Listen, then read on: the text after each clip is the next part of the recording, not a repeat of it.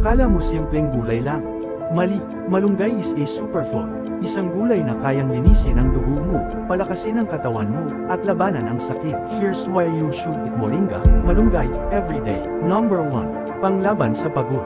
Malunggay has iron and vitamin C, perfect combo para sa mga laging pagod o low energy. Number 2. Pampababa ng blood sugar. May natural compounds ito na nakakatulong mag-control ng blood sugar.